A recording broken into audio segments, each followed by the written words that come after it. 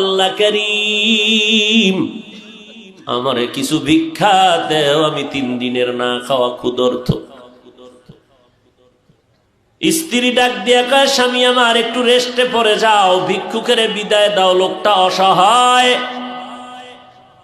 স্বামীর মাথা গরম, জীবনে কেউরে ভিক্ষা দেই না, সময় নাই, যখন তখন মনে চায় দরজায় দাঁড়াইছে, কত বড় বেয়াদব, গালাগালি শুরু করছে। স্ত্রী কয়, স্বামী তুমি যে বাড়ি লেখা দিবা তা না, হালকা পাতলা কিছু দিয়ে দিলেই তো হয়ে যায়, গালি দাও কেন?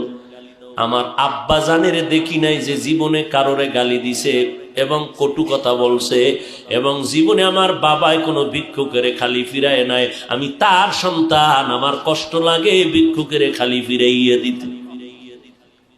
স্বামী বেচারা দুর্ব্যবহার করে, কয়, এই বিবি, মন চাইলে তুই যাইয়া দিয়া দে, আমার সামনে আর এই বিষয়ে কথা বলবি না।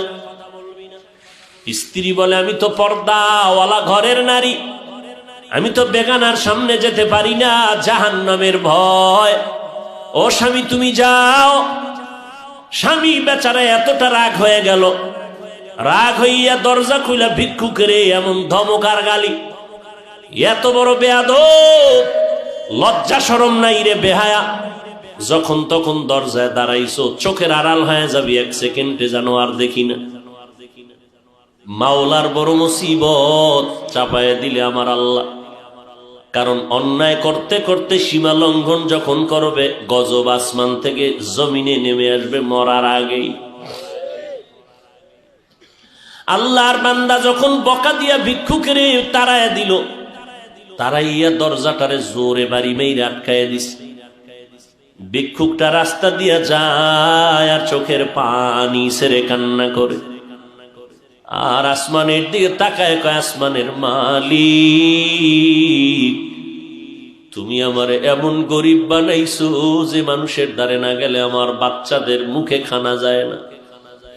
সারাদিন ভিক্ষা করে ঘরের মধ্যে কিছু খানার আয়োজন করি, কিন্তু আল্লাহ, এই দুনিয়া মগো গরিবের কেউ নাই, তুমি এমন গরিব বানাইছো, তবে তোমার কাছে আজকে একটা কলিজায় মানাইতে পারি না, বিচার দিয়া গেলাম। ওই লোকটা টাকাওয়ালা আমারে ভিক্ষা দিবে না বললেই তো হইতো, আমারে এতগুলো গালি